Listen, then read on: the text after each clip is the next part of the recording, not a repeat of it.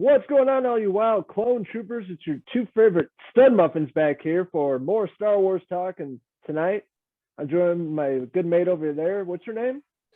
My name's Henry Mandalorian. You can call me Mando for short. Oh, Mando. And I'm Logan Myers, and we're going to be talking about the second episode of The Bad Batch that just premiered on Friday on the Disney Plus streaming service.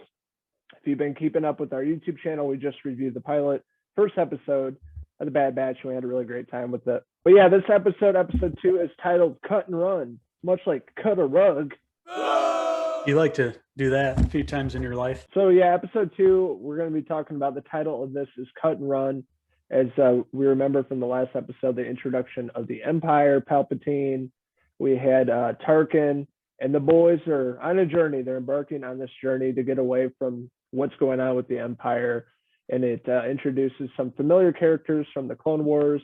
I'm talking about Cut and Sue. They were introduced maybe 2010, a long time ago, the Clone Wars.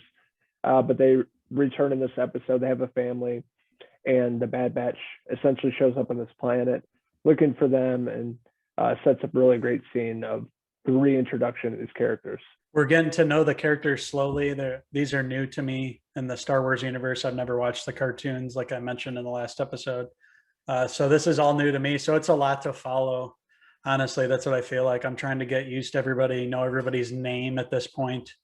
And the story hasn't really moved too much. I just kind of briefly pick up, a few tidbits here and there. I get the gist of it, but I feel like there's a lot more for me to learn about the show. And I'm going to have more time to do that, obviously, with a bunch of episodes left. But these first two have been kind of slow, just kind of introducing us to the characters. I obviously know the main character is Hunter.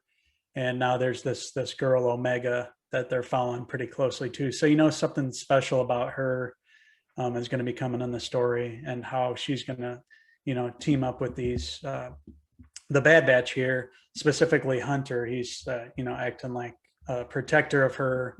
And then the second episode, it revolves around basically them trying to get Omega to travel with this other family, because they all realize that, they can't just be protecting her the whole time when they're doing all these dangerous missions. It's not worth it. So yeah, Hunter's going to try to give him up to some friends that he knows. Yeah, pretty much, because they have a young girl, but she can't really hang with everything that's going on with the Empire, the introduction of that war, and all the villains that they're gonna come across. So this young girl, Omega, they're looking for a home, and they know this family, even though they don't really dive into how they know. Like Hunter knows Cut and Sue, but they're basically like old friends, and it's like family. So them bringing Omega with them, the family could take her and be safe in this world, in this shit that's about to go down with the Empire. Exactly. That's what we focus on in this episode, them meeting this other couple here, that they take Omega with them. But there's a bunch of hoops that they're going to have to jump through in order to do that, because they're only letting, specific people to travel. During these times, it's very heavily guarded. They don't want anybody infiltrating that shouldn't be there. Now they're in control. So this whole episode is like, how are they going to get Omega to be able to travel with Cut and Sue? And how are they going to get in there in the first place, with them being, obviously they're known about the Bad Batch. So they don't want to be recognized and have the whole plot foiled. Yeah, another big part of this episode is the Empire is instituting these chain codes. So if you travel, you have to have these chain codes, and basically you're put in this database so they can track you. So, Cut wants to Sounds familiar.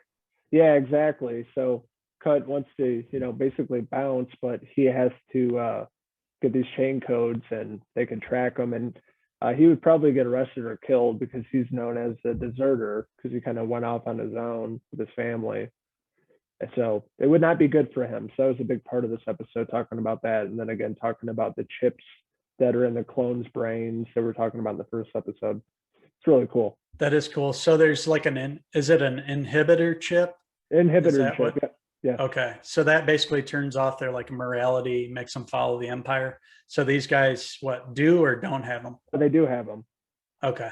Gotcha. Yeah, but they're like a defect. It's like it doesn't work. Okay.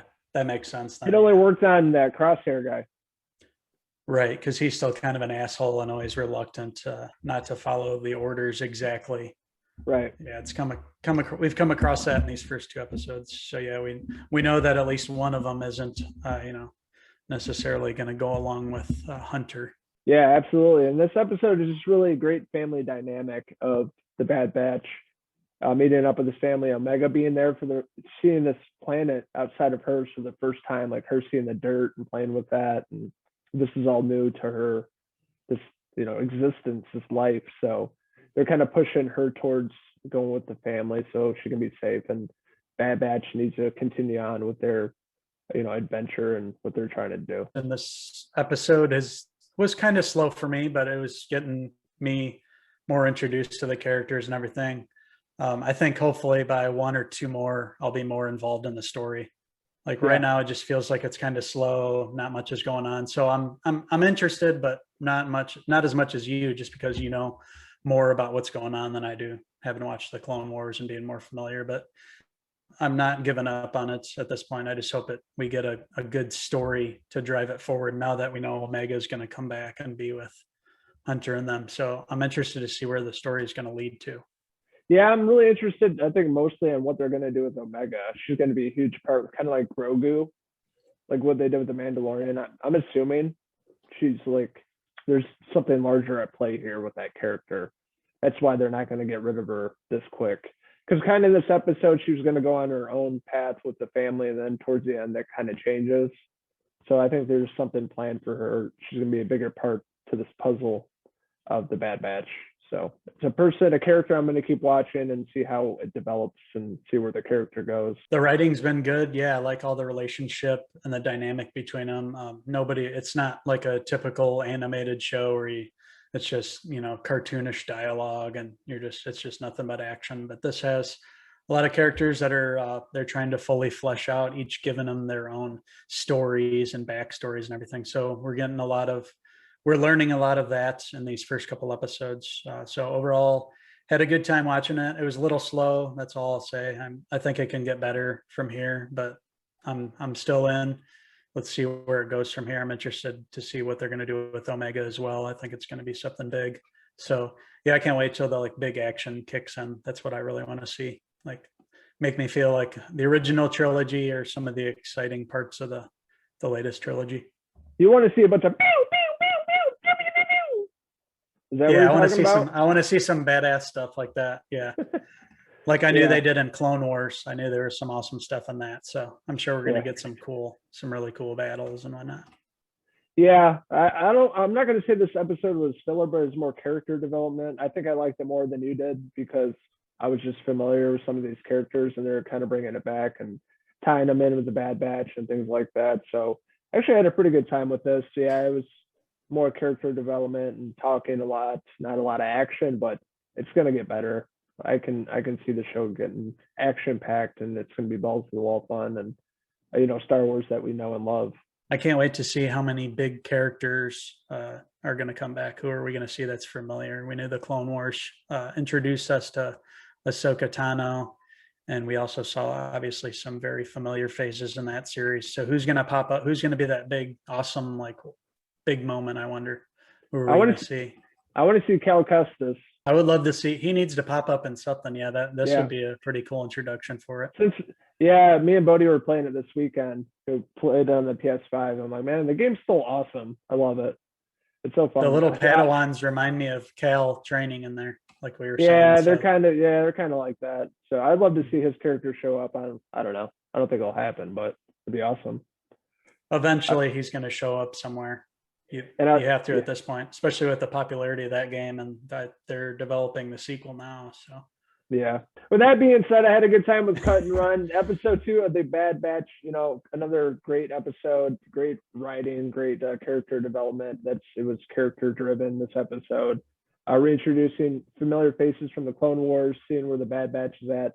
Also seeing Omega and her seeing this brand new world and being really excited about it, and her kind of staying with this group of troopers here. So I really liked how it developed as a good story, a good second episode. So with that being said, I'm going to give Cut and Run a 3.5 out of 5 Clone Trooper hair pieces.